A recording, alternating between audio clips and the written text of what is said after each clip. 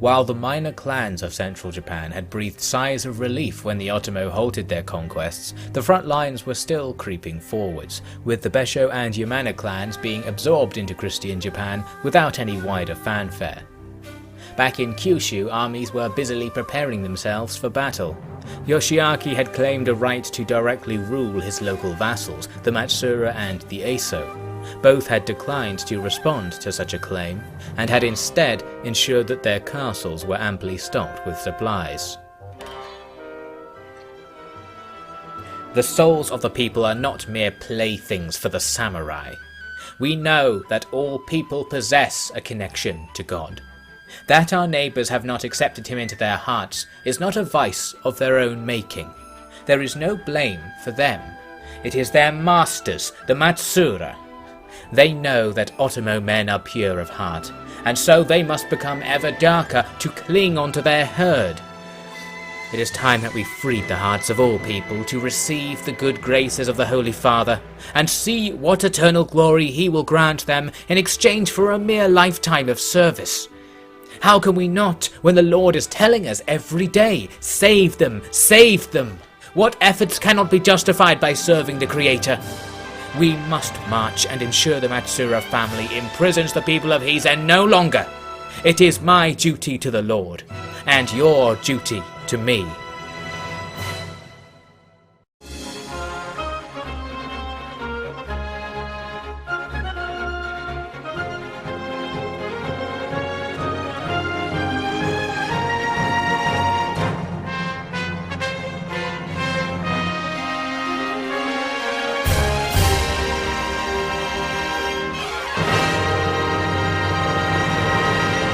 Hello there, welcome back to Barbarian Masters. Right now we're going to take a quick look at Kobayakawa's campaign against the Yamana. We're just finishing it off here. I've managed to reinforce his position with some extra troops, plus he's held the enemy under siege for a while, which has reduced the numbers of troops inside the castle, and altogether it's now the sort of thing we can probably auto-resolve. I had thought in the past we might have to make this assault, but actually that's probably going to be too easy to bother with.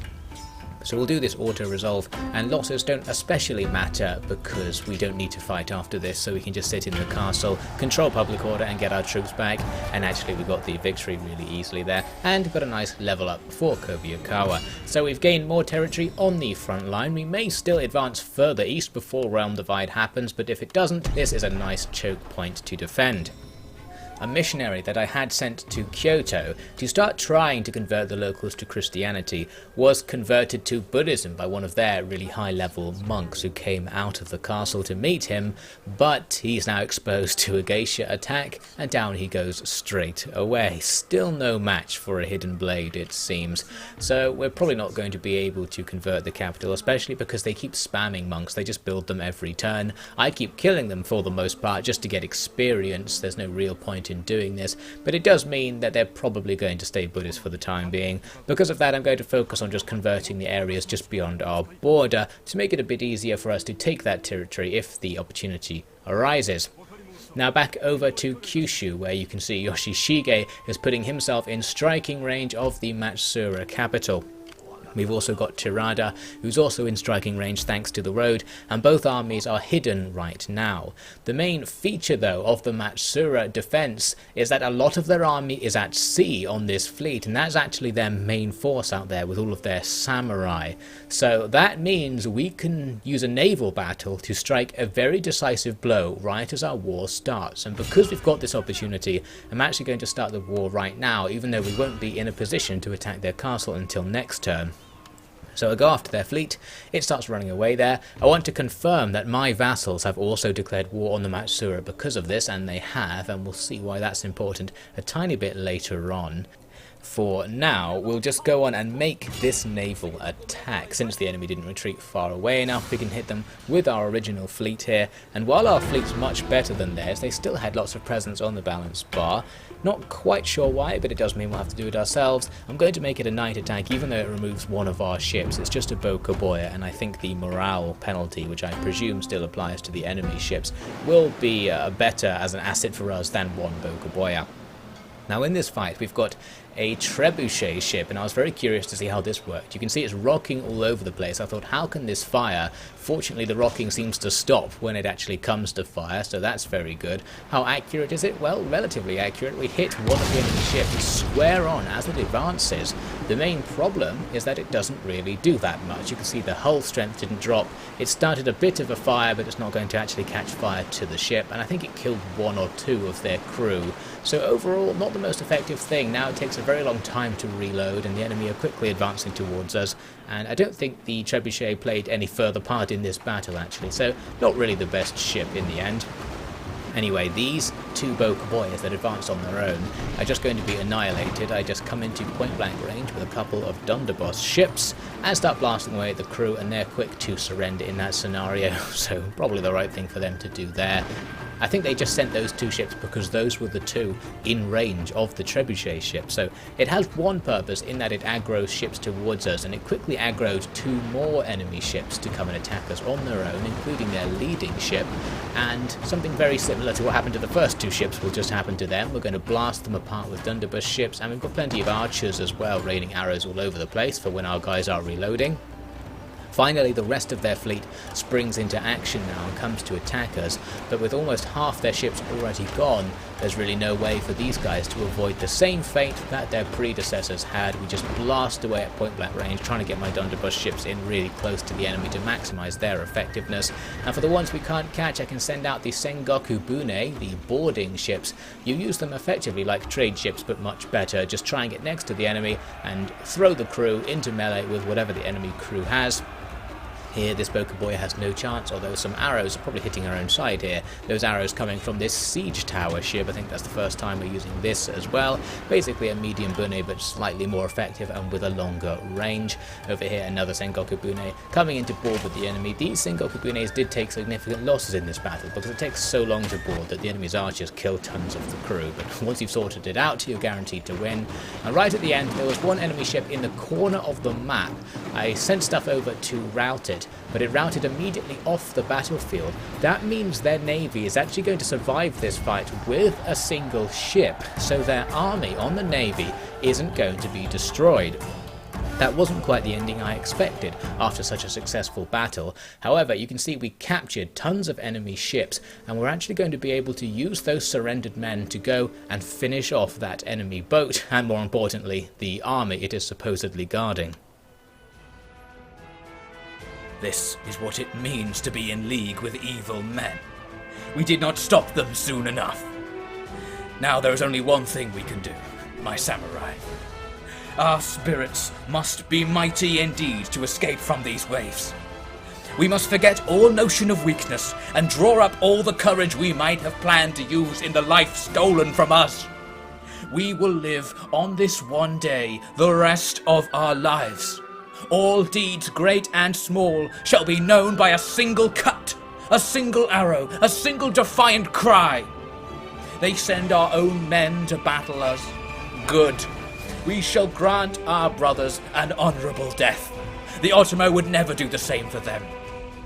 Make your spirit brighter than any lighthouse, stronger than any wave, stronger than Ryujin. Escape this moment of dishonour with your head held high, and burn the faces of every Otomo man you see into your eternal memories, so that you might guide your children to seek them out and avenge this day. Throw out the oars. Make all provisions and offering to the gods. No need to keep your blades dry today. Show the heavens your fury. For our families.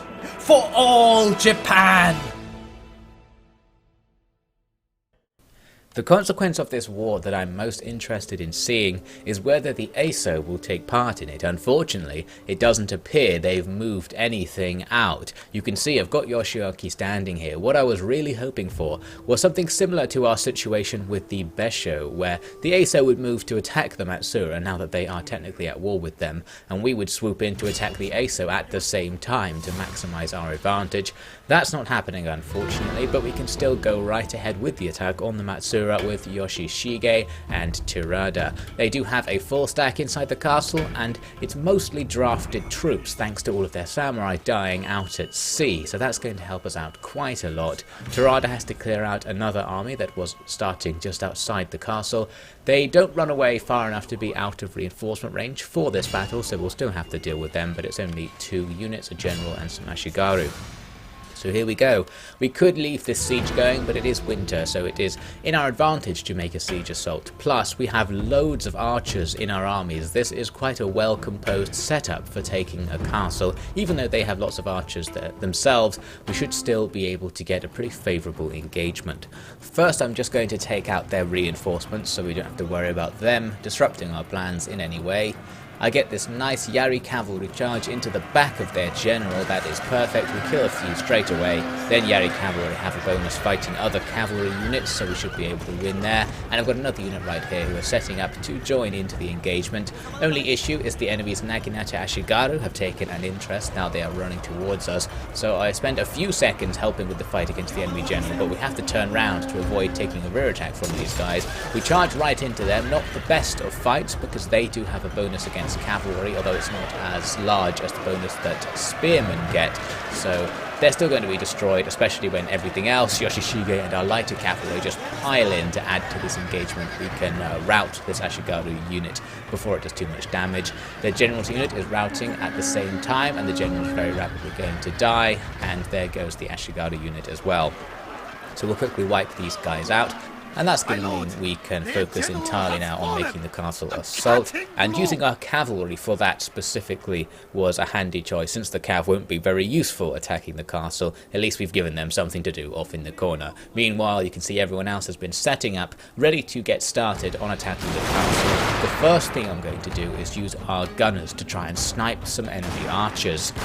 We outrange them just ever so slightly. Against regular archers, at least samurai archers have the same range as gunners, and you can see we are occasionally hitting some of them by firing at the castle wall. The angle is terrible, so the actual probability of hitting, especially at our maximum range, is very low. So I thought really to get this fight anywhere, we're going to have to use all of our own archers against theirs. We'll move into range of the enemy's archers and just have a skirmishing battle, because even though the enemy are on the wall, we have so many archers and we can concentrate them against single enemy units so effectively that we might be able to win out here anyway. So we start firing at the enemy, but the angles aren't perfect still. We need to get our guys to shoot up and over the wall rather than at the wall as they're currently doing.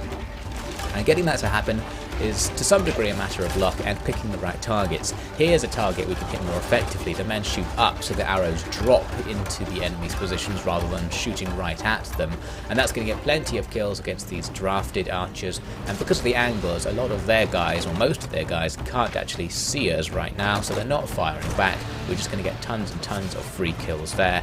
Then I'm going to switch target onto another unit that's in the same situation. They can't see us right now, so we can just drop arrows from afar and take out the whole unit really quickly, since we have 6 or 7 archery units all firing at the same time. Down they go. There are some samurai just next to them who would have been nice to hit, but they were just about out of our range from where we are now, and a lot of the arrows they hit them just didn't do anything thanks to their armor. So that was that sorted. I thought we'd gained a pretty good advantage and could now advance up to hit more stuff, but the enemy actually bothered to react, which I was surprised by. Normally the AI will just stand there and allow you to gradually work your way through the castle from the outside, but they actually brought archers from other places to come and fire back at our men once their first set of archers was killed. This new position they've taken up here is much better than their previous ones. They're really high above us, we can't possibly arc shots up and over the wall, and they're going to have a pretty good time firing back at us. We're protected only by the fact we're in a forest, which reduces the effectiveness of ranged fire.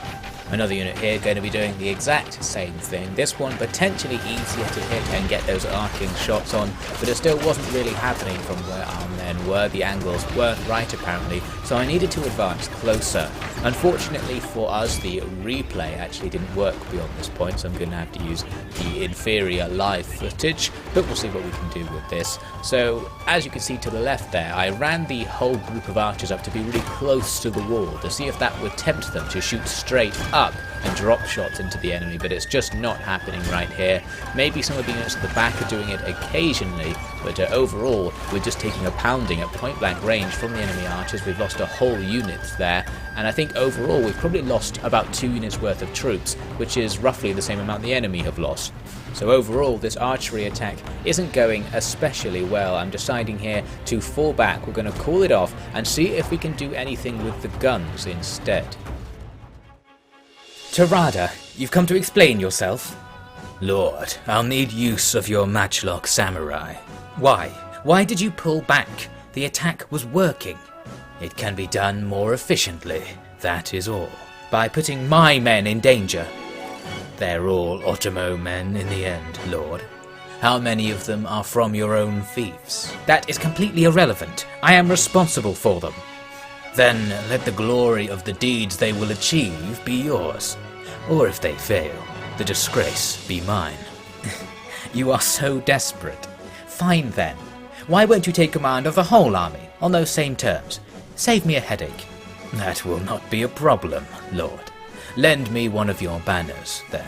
I shall fly it from their walls once we are done, for all to see. Go on then, be quick about it.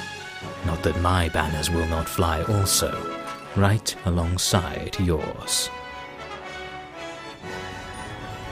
The enemy were quite kind in that they started bringing various units outside of the castle for some reason. That made it extra easy to start thinning them out, archers and melee units alike. Coming out to do battle, both with the same disadvantages. We can now stay back from the castle and shoot them, in this case taking out some of their high level samurai archers with all of our gunners, and my own archers are moving up to support there as well. And all of the Ashigaru melee units that they bring outside the castle from time to time just get annihilated very quickly indeed.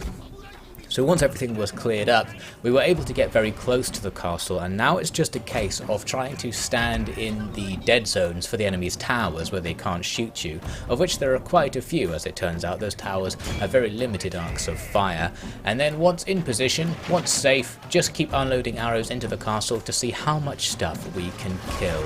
It's a little bit difficult to hit certain enemy units with the various angles available to us from these safe positions, so you can't guarantee you're going to do tons of damage like this, but in our case we were able to kill just about everything still inside the fort, and I think it came down to 1 or 2 final units. We did have to then go in and take them out with a couple of melee units. We actually took quite significant losses just moving a few units into the castle because the towers killed so many of our troops just while we were trying to hunt down these final couple of enemy troops.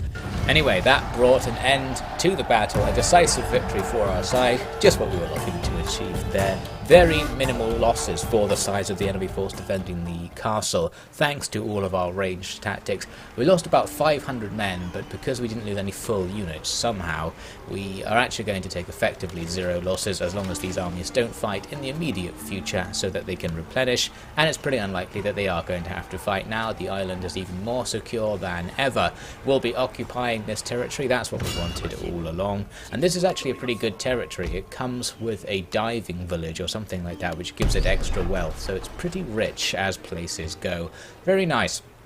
We'll have to convert it to Christianity and deal with the resistance to invaders, but soon this will be a nice core part of the Otomo domain. So the other thing we want to do in Kyushu, as already alluded to, is capture the Asos territory. That would give us a very strategic link between western and eastern Kyushu, but we're going to have to do it the hard way by the looks of things. I realise we're probably going to have to bring all of our troops, all 3 of our armies down to make this attack all at once, and that's going to take a while to set up. The other potential risk in Kyushu is that we could be invaded later on by our vassals out at sea. There's the So, the Goto and the Tanegashima. So if I was going to be really safe for Realm Divide, I would go and conquer all these guys as well. However, that's going to take a long time, so for the sake of this series, I'm not actually going to do it. I'm going to rely on our power at sea to negate any danger that might come from those islands, and instead go to more productive projects right now. Here we see that I finally got the money needed to build the Nanban dry dock. That's going to unlock a whole slew of very effective units, and the fact I'm building it at Inaba will allow us to upgrade those units with superior accuracy, which may come in very handy. I'm also going to start reinforcing Kobayakawa's position, because I may need to push to the east to take some more territory, since we need to trigger Realm Divide at some point, so we need to go on an offensive. So while we get ready for that, the usual business will be continuing down in Kyoto. Good evening, Master. You are right on time. Close the doors, please. Yes, Master. The guards are still outside. Should I tell them to go out of earshot?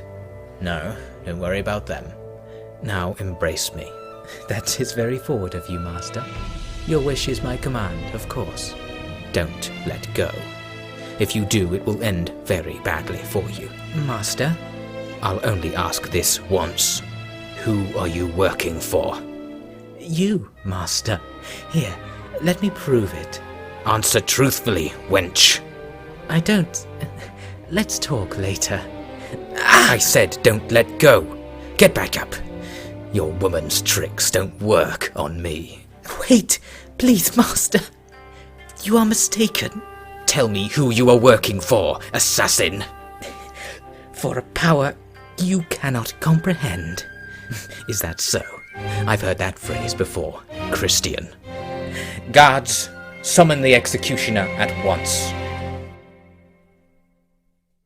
As spring breaks, we now have a new member of the Otomo family tree who is active. We've got Otomo Sugatsura, who has just turned 16 and has now been made into a general. You can see him here. He's super loyal, so hopefully he'll come in handy, and he's currently right where we're about to have some action, just in our capital to the east of the Ise, so he may be able to get involved. While I was here, I realised I hadn't actually assigned all of the commissioner positions, so that's something we can do. I'm going to make Sugurutsu our finance commissioner, so he's in charge of the money there in the capital for a bit. And for our development commissioner, I'm going to give that to Kurokawa over on the front lines, just because he's a bit more senior to Terada. And as you may note here, if you hadn't noted already, he actually looks exactly the same as Terada, so that's slightly confusing. Anyway, that's all sorted out now. So there was one other thing I wanted to check here. Can we get some sort of casus belli against the ASO? Because they're not at war with all of my enemies, and as my vassal they are somewhat obligated to go to war with these guys, so I'm just going to come over to them and say, well, will you join the war? And they find that to be an unacceptable offer, which is some very bad vassalship. So now we can hopefully use this reaction from them as an excuse to break the vassalship agreement. And as far as I know, the only way to break vassalship in the game is to just attack your vassals. You can't disown them or anything like that. As for our operations in Kyoto, I'm going to call them off now. We lost Terumi as we saw our most senior geisha, so we'll move back and just leave them to it for a while. We've already achieved everything we need to do, and just killing their constantly spawning monks doesn't really help us. Instead, we'll be scouting out the front lines for other potential targets, like the daimyo of the Miyoshi clan here. No point killing him since he's only 1 star, but good to know where they are at least. I learned that my trade with Tanegashima has been disrupted as we reach summer, which I thought was strange. They're also my vassal. It's not because they are actually breaking the agreement, I think. It's because they've built this incense port through which they're not allowed to trade, I presume. So that's annoying. They're going to be a bit more independent on their island, it seems, but it'll probably harm them more than it harms me at the very least. Now, as this new clan arises message appeared, it reminded me I should probably show you what's going on with the country as a whole. So here we can see that Takeda are still dominating things in the east. They have 30-something regions and we have about 40, so they're similar in size to us, but I think they're locked in various wars over there that they somehow haven't won despite being such a dominant power. Perhaps they're fighting in lots of different directions and that's messing them up a bit. Now, there was another piece of diplomacy I want to do. We can talk to someone we're currently at war with, the Soma, who in the past I'd seen might be willing to negotiate on peace, because I've built up a tiny bit of money that we can use to effectively buy peace, and even better than that, I'm able to buy vassalship off them. So we buy vassalship and trade, which hopefully together will pay us back and make up for the fact we lost some money on that deal, and that's just taking an enemy away from us. The only real benefit we're likely to see is that there'll be fewer hostile fleets around for us to worry about, fewer chances for our trade nodes to be blocked. You can see they're actually up here just next to one of our other vassals at the east end of Japan, so hopefully they can work together if anything happens over there. Now we are ready to start things with the Eso. Yoshishige has come down with his army to support his father. Let's get going. When a son disobeys his father, he is punished. It has always been known that without this, the son will grow into a man of no use to anyone. So it is between master and vassal. The Eso family, a name already stained by previous acts, has refused to fulfill their obligations as a part of the clan. They would rather strike out on their own, it seems. I shall oblige them. Let them have the fight they clearly wish for, so that I might end their pointless act like I should have done long ago. The march begins as soon as a far more obedient child of mine sends word. My attack plan failed in a way that we've seen happen before. The army outside the castle there can't be engaged where it's currently standing, so I was hoping to take him out with Yoshiaki's army and then have an okay time making a castle assault. The army inside the castle is very strong and very well suited to a defense, so I don't really want to make a castle attack here. It could end up being very costly. But then again, if I just wait and do nothing, which is the other option, they do have another army that might come and complicate matters in some way. I eventually decided that I would wait for at least a turn and see what happened, because we might be able to get a field battle going that will remove some of the annoyances of doing a castle attack. But their army actually just rushed to the east. They're not going to help in the defense. Instead, they can go for my capital, which is now only defended by the garrison. So that's potentially something that might work out for them. But then again, they only have a few Ashigaru troops, so they're not necessarily going to be able to overcome that garrison. I decided in the end that I would just ignore that situation and hope they went for the attack and failed, so that I could then leave this siege going. We can actually just siege them out because we have so long to wait before we're ready properly to do Realm Divide. I thought we could just leave this siege going while we build up our Nanban dry docks and get new armies together, and just make this nice and easy to guarantee the loss of no units. The Eso do go for that attack on the capital, as I thought they might, but it's actually looking a lot harder than I presumed it was going to be. While they are mainly Ashigaru, they're all high level, meaning they'll have good morale and won't be easily routed away. We're lacking in melee troops, so once they're inside the castle we'll be in trouble, and they do have their samurai and their leveled up generals Hatamoto to play with as well. So we'll just have to see what we can do with this situation in the next episode. The Otomo's betrayal of the Matsura, with no justification offered, false or otherwise, put their terrible reputation into permanent crisis. Yoshiaki had gained a viable way to claim respect through his network of vassals, all offered protection instead of destruction. Now the distinction was not so clear. Vassals that posed or could pose any threat to the regime were turned on and consumed. The other clans knew why Yoshiaki was being so paranoid. It was because they were scheming against him in just the same way. The imperial court and what remained of the shogunate knew that the Otomo were not only behind a lot of the recent chaos, but intended to create a lot more. The number of sides in the civil war was starting to drop down to just 2. That's all for now. Thank you very much for watching, and very special thanks to all the OfficiallyDevin patrons as usual. We'll have our battles with the Aso, and we will be preparing to push into central Japan and restarting things on the front lines again in the next episode of Barbarian Masters.